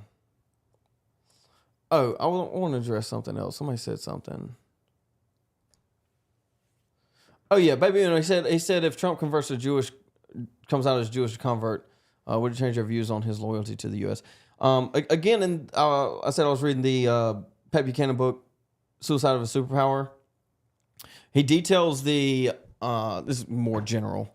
He details the loyalty of a Muslim in the American military and how they have dual loyalty, and the greatest mass shooting in U.S. military history was done by a Muslim that was essentially a DEI hire because they thought it looked good that they had a Muslim on paper. And so jihad by definition is like a dual loyalty, right? If someone is a Muslim in the U.S. military, there's an obvious conflict of interest there. Yeah. And so jihad to them would be like sacrifice, like jumping on a grenade for your brothers. And so they have to pick one. And most of them usually pick going jihad. Yeah. And that's the thing. Like Sam Hyde basically said this. He's like, if you want to stop all terrorism, don't let Arabs onto airplanes. This is what they do in Israel. They racially profile people. There's nothing wrong with racial profiling. Yeah. Yeah. And here's That's the how thing. you stay alive, dude. Don't die. Racial profile. Trump said AIPAC can't buy him yet. They funded his campaign election. Yeah, the second one. Oh, Isn't TV where Jews open your mind and shit on your soul? Dual loyalty should not be accepted in positions of power. Yeah, did we bring up the tweet the other day of Jim Jordan that got community noted? I think we did. Yeah, we did. We did. That was good. Yeah, he said we shouldn't be flying foreign flags in the U.S. It's like, dude, you have an Israeli flag stapled to the outside of your congressional door. Yeah, I think anybody that's running for a state or national office should be forced to renounce their citizenship if they have dual. If they have dual citizenship. Pick one. No, Well, I mean, don't pick one. Don't pick one. No. I just renounce your American citizenship. I think if they have dual citizen, it doesn't even make sense for someone to have dual citizenship and be allowed to run for politics. Yeah. Yo, Zeb, Josh, what are y'all thoughts on the fact if y'all both were in front of Matt Walsh 5 years ago, he would have demonized you as domestic terrorist? I mean, we pretty much said it. Like, Matt Walsh is a shill.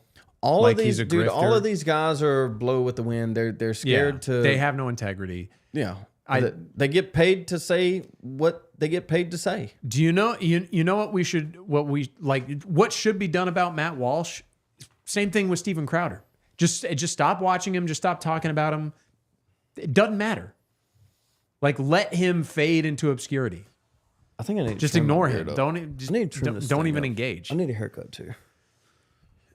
Did you know that the first terrorist was done by a Jew? There weren't the Jews involved in assassinating JFK?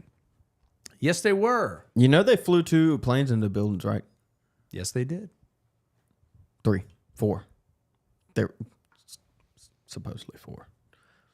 I saw this AI video. It was called Wallet Man, and it was basically like. It was like a scientist found, like the terrorist who flew the plane, his wallet was perfectly preserved. They found that in the 9/11 rubble. Mm-hmm. And it was like a fake movie trailer where it was like a scientist reverse engineered the wallet to become indestructible. And it was like, this is Wallet Man. like I forget the terrorist name, but it was like Ahmad Jabbar was Wallet Man, you know? Yeah, dude. Made a suit of armor out of that guy's wallet. Is there a degree of people change when he starts posting similar views to the current climate, or is it like forgive but never forget?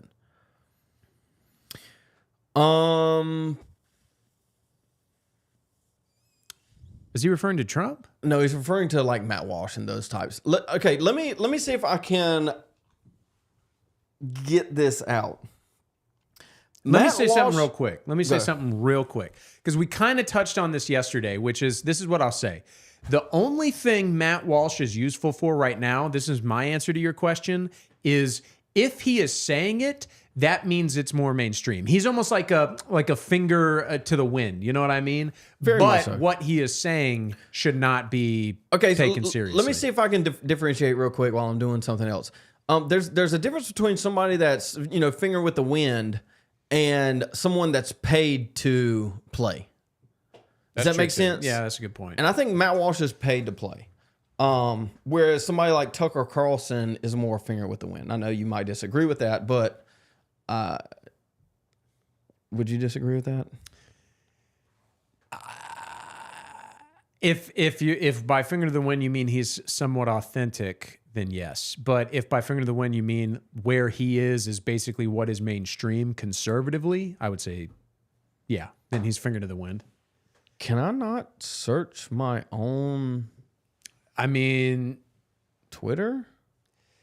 This is something that I get into with my boss all the time, which is, what if they had a change of heart? That's what he says. What if they had a change of heart? And I go, or what's more likely? They had a genuine change of heart, or they are going with the flow.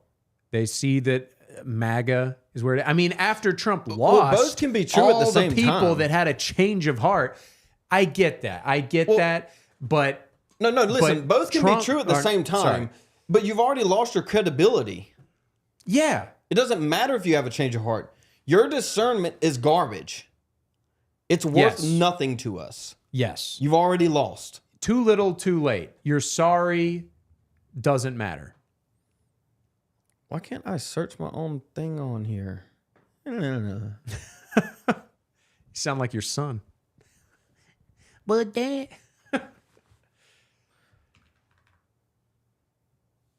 His son's got a thicker accent than he does. I can't find it. Anyway, is there a degree of people change when he starts posting similar views to current climate? What I was going to bring up is there's a video on my Twitter I was going to look for that is Matt Walsh prior to... It might even be prior to his videos of him sitting in the car talking to the cell phone. And what it is him and two of his friends in baby diapers doing like sumo wrestling or something, and he's doing the announcer, narrator, whatever. And homeboy's got a swastika tattoo. Like these are the people who Matt Walsh? No, one of his friends. Oh. But these are the people he was hanging out with prior to being famous? Prior to getting that bread, getting that judo. Judo. That's a good one, dude. I'm a judo. Little judo. That's good. I like it. I was off the dome too. Getting that Jewish money. And so if he's hanging out with dudes on video with swastika tattoos, and then he like 180s goes and works for a Jew, it's like, and then he starts inching his way back over towards this Hitler wasn't that bad. It's like, what credibility do you have? You've already lost all of it when you sold out in the first place. Do you smell burning, or am I having a stroke? Yeah, you're having a stroke. I'll call the 911 on you. Can you tell the YouTubers that are not grifters? Anybody under like 200,000 are not grifters. That's about, we can start there. Anybody over like 250,000 subs aren't grifting. Everybody else, there's a limit that you can reach without grifting. Like I'm trying to think of maybe an exception. Mark Dice. Yeah, Mark Dice is not in on the take, as far as I know. I mean, granted, I haven't thought about Mark Dice in 7 years. Is he? He's not really a YouTuber though.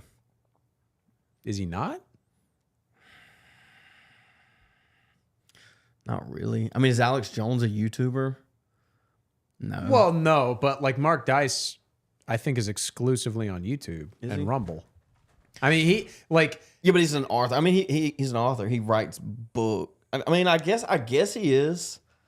Like YouTubers, I think Jeremy from The Quartering, Benny Johnson. There's authors who do YouTube, and there's YouTubers who write books. I think Mark Dice is a YouTuber who writes books. That's fair. Like Mark Dice, and I'm not putting him down. I'm not putting him down. But YouTube is where he made. He would probably agree. He would probably agree. I mean, anyway, it doesn't matter. I'm trying to think of an exception, dude. I think that's about it. Anything over like 250 is like. I mean, and we know this. You guys may not know this. Some of you do. There's this thing called influenceable where they literally pay you. They pay you if you have a big enough following. It depends on, like, you get more money.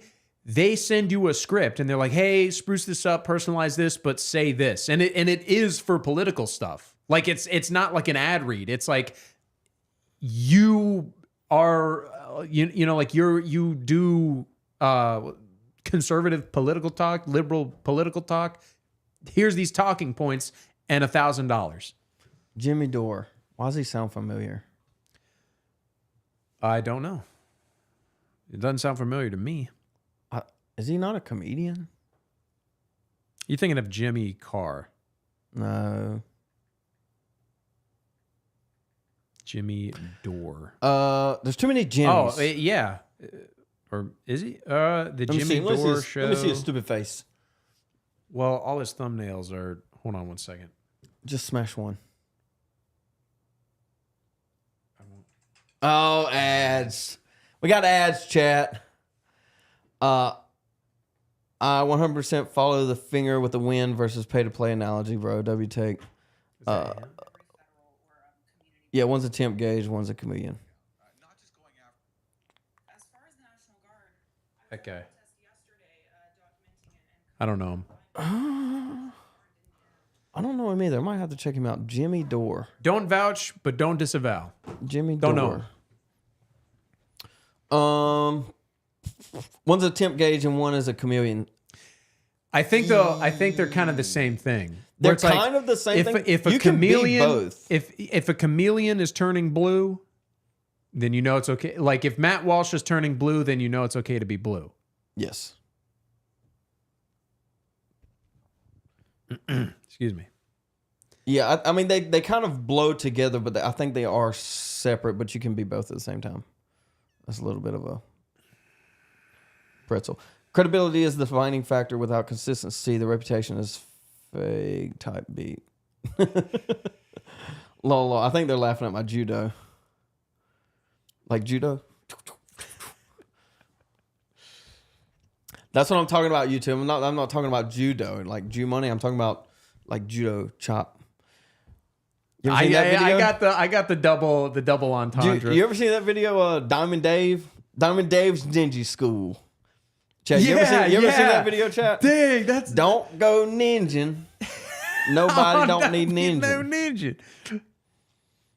Diamond Dave. Ninja, if we make it to 250, you can call me a grifter.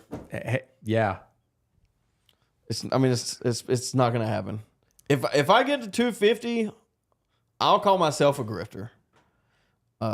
That's just the nature of it. Unless I go like Nick Fuentes to Cozy TV and just bring everybody with me, and I'm blocked from everywhere else. I mean, I guess you could call Nick a non-grifter. That's over 250, but he's not really on YouTube though. I feel like Eric Prince is a good dude. America First. I've never listened to Eric Prince. I've watched some of. I follow him on Twitter. I've seen some of his other stuff that he's had interviews with other people. I like. Yeah, I like Eric Prince. I think he's a good. You know who Eric Prince is? I've heard the name. I don't know him. He's a security guy. Very Black Ops type. Yeah, I think I know who you're talking about. Keith said Jimmy Dore's worth a watch. Yeah, I'll check him out. I've never heard of him. I think I've heard of him. I just never watched him or seen him. Matt Walsh and the like all talking about Weimar problems while getting the judo. Yeah, dude. Judo's a bomb, dude. Judo's catching. Yeah, they want to talk about Weimar, but you know what they don't want, Josh? What's that? Weimar solutions. That's what they don't want. Everybody knows the only way to fix Weimar problems is with Weimar solutions. But no, our sacred democracy and the Constitution, we can never have authoritarianism because I don't know what it actually is. Going back to you. But what if the guy who saves us is mean? What if he's a meanie? Yeah. What if he has mean tweets? Whoa. A political make that would fix all our problems. Where are these angels? Yeah, where are these angels? Yeah, this is another argument that always gets me. I would be for Christian nationalism if the angels came down and governed us. It's like, dude, we literally have demons running our government right now. Yeah, we don't need angels. We just need not retard, possessed, baby sacrificing individuals. Like anything's better than what we got right now. You would rather have a democracy where Satan is literally running the country than ordinary, regular person, people doing what they thought best for the country. If the price to pay of getting rid of all this just evil and degeneracy, if the price to pay is not everyone can start their own business, not everyone can go to college, sign me up, dude. I don't care.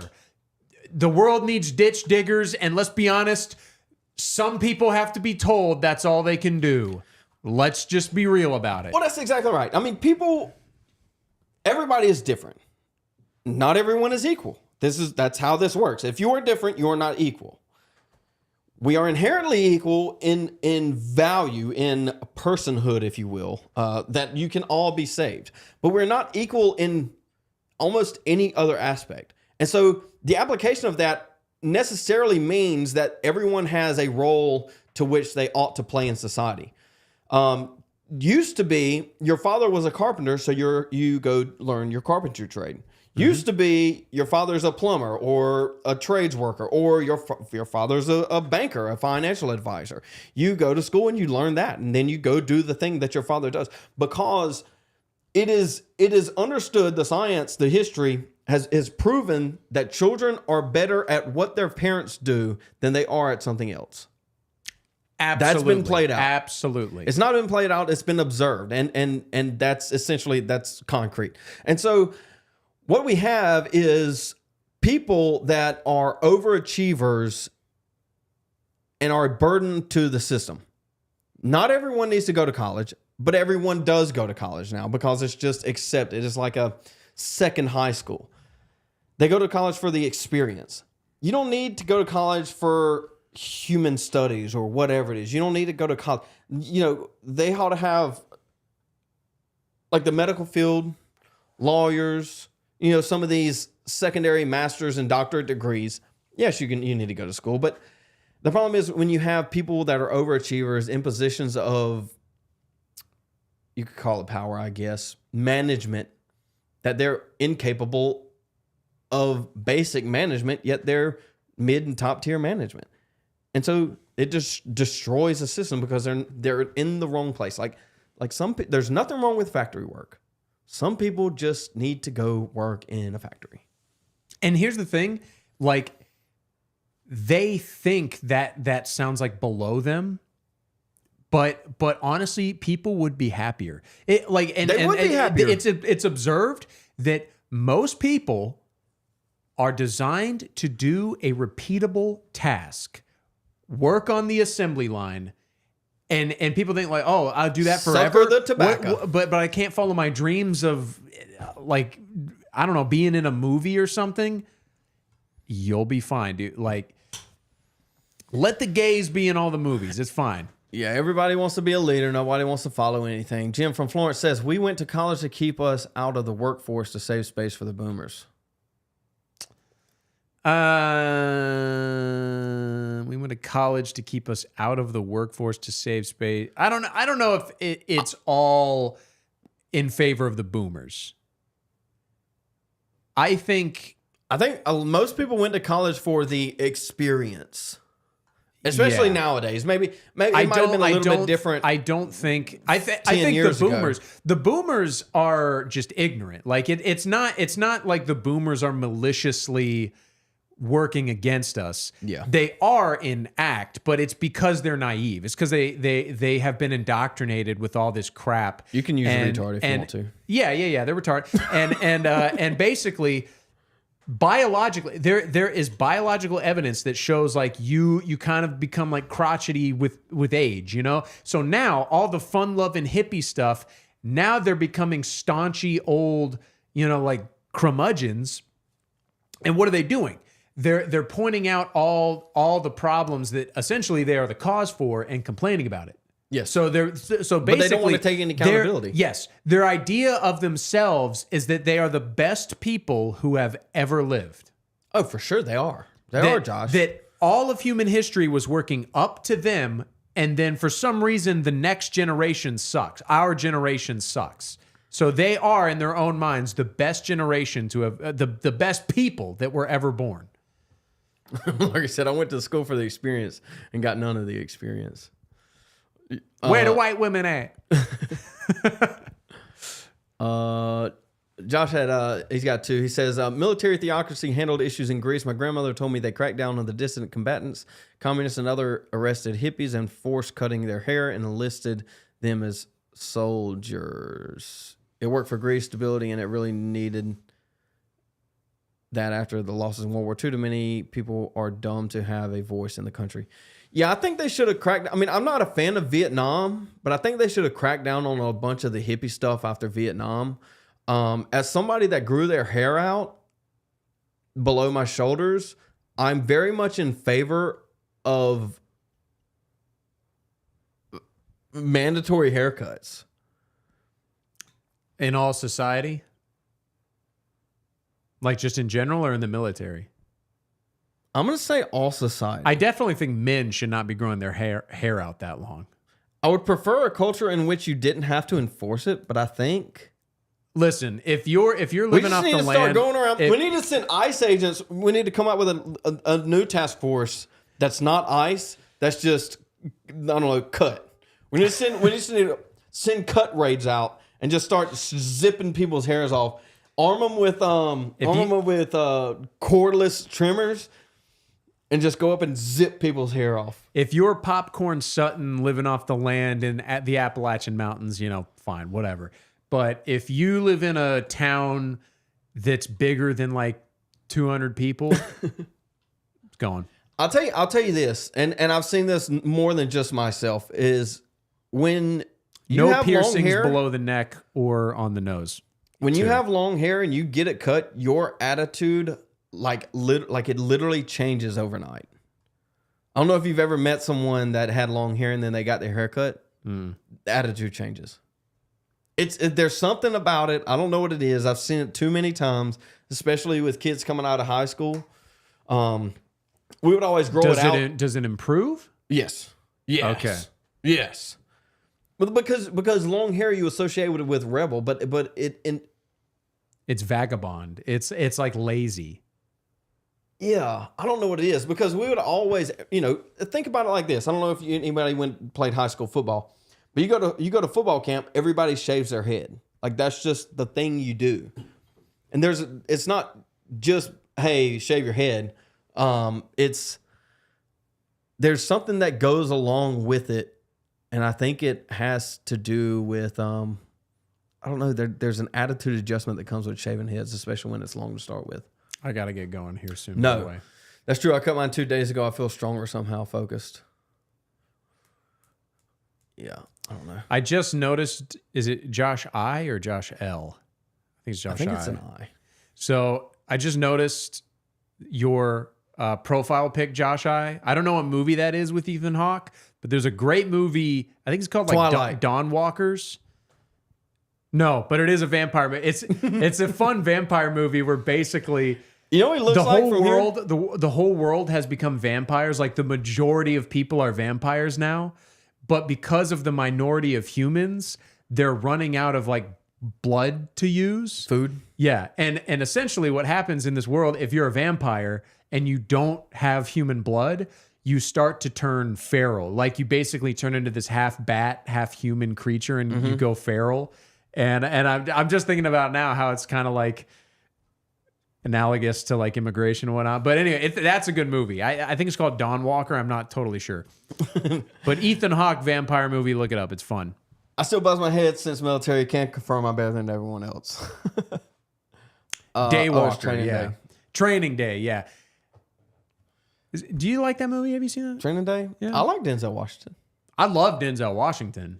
I remember watching Training Day and being like, yeah, it's good. I think you need to watch it again. You know what? You know a good movie another good movie that doesn't get a lot of love. You ever seen Deja Vu? No. It's Nicolas Cage. No, it's not. That's Denzel Washington. Next is Nicolas Cage. Deja Vu and Next, both two good films that don't get enough love. Deja Vu is Denzel Washington. Is Next the one with Nicolas Cage? The one where he can Jessica see Biel. the one where he can see 2 minutes in the future. That's a good movie. That's a good movie. That's dude. a good movie, dude. That movie's fun. All right, Josh got to get out of here. Yeah, I gotta go to the beach. Just, I don't know, shot the shit. Happy this birthday, afternoon. Dad. He's watching, by the way. Is it birthday? Yeah, he's subscribed. He watches our show. He commented. I don't want to say which one is him, but he commented. Yeah, Dad. Thanks for watching the show. Happy birthday too. How old is he? 59. Ugh. Stupid boomers. He is. I'll tell you this. I guess he's right on. He's on that. He's on that under end. Ninja, you bastard. I hate Nicolas Cage, dude. Why does Nicolas Cage get so much hate, man? Nicolas Cage is great. He's why fun. does he get so much hate? I've never understood that. Like I think people just don't like his face. But you got to watch Next. He's very fun, good movie. dude. Like he's an entertaining actor. He's weird, but that's part of the appeal. You know, like Jack Nicholson's like a complete creep in real life, and probably a pedophile too. I mean, but he's a good actor, man. I mean, Jim said I'm not Josh's father. Jimmy. Sometimes I'm like, is Jim still here? Do you think he created a YouTube channel? I was wondering that. I was wondering that, and I was like, so how long ago did he look up my channel? Was it create today? An account? And did he know we were going live? Because he was one of the first people in there. I wonder how long he has been watching the show. Jim, is this your first show that you've watched? I always thought he was Jewish. Nicolas Cage? I don't think he's Jewish. Is he? I don't think so. I mean, but here's the thing. He's a treasure hunter. He's after that treasure, you know what I mean? So maybe. Oh, we got to look up Leather Apron Club's website. I almost forgot. Remember that one? Yeah. Sentinel. What's it called? Sentinel. It's SS. I remember that. Nicolas Cage. Jewish. Hold on, chat. Bear with us 1 second. I want to find something. It says his father was Italian, his mother was Polish German, and he was raised Catholic. So no. Social Sentinel. Social Sentinel. All right, I'm gonna pull this up. Something went down at Kristi Noem's press conference with the senator, like just now. I'll find it on Twitter in a second.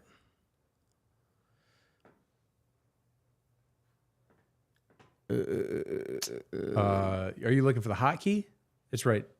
No, I'm trying to get this stupid thing out of my face.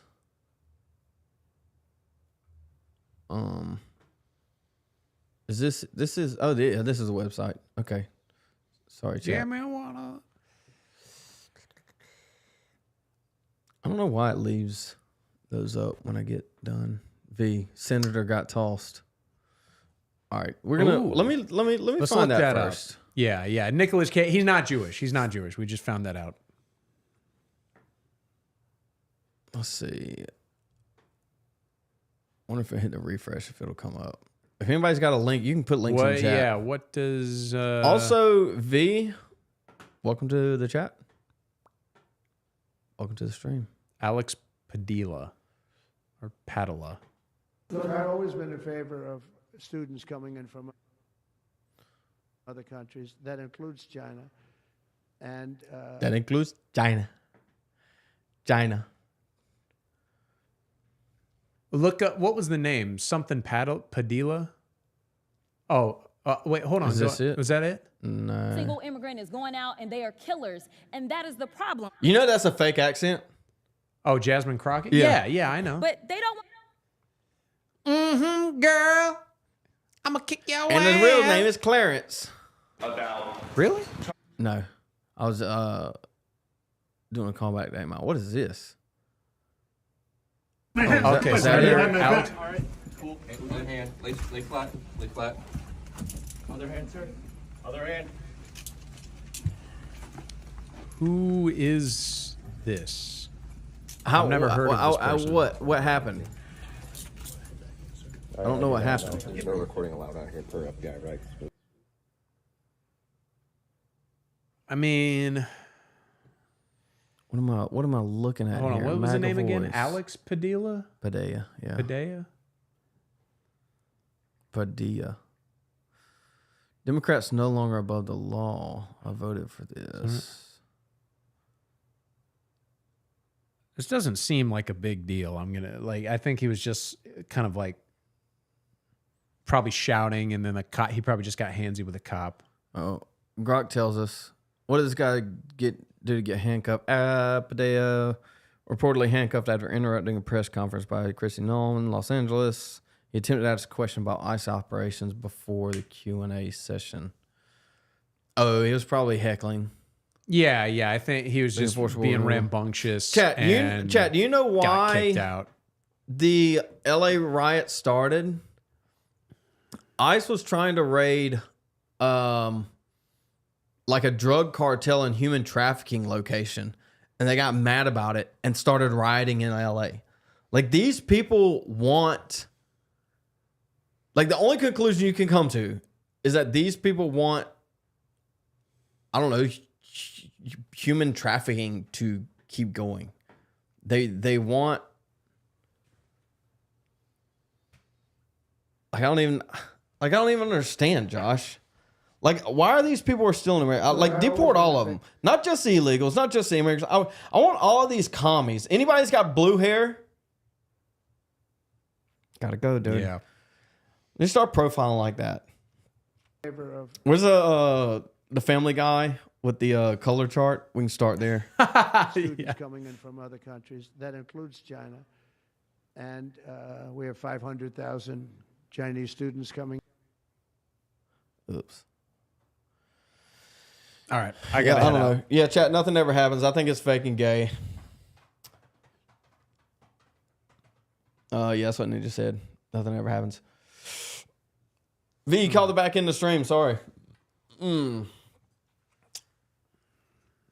they pay taxes and add to our economy. Gotta go.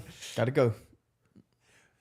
What about money, guys? Good stream, boys. What about the money? I will be here tomorrow. We'll have a guest. Rodney. It'll be me, Rodney, and Jack Scott. I don't know if Jim might know Jack Scott, but that'll be fun. Tune in for that. 2:30 tomorrow. Also, Rodney is he's got an interview in the morning with Brian Edwards. Why couldn't I think of who it was? That'll be good. So Rodney Berry, y'all can check out his channel. It's called The Lion's Den. That'll be good. And Josh, you gotta go. I gotta get going. Pieces. Chat, thank you for stopping by. See you tomorrow. Or not.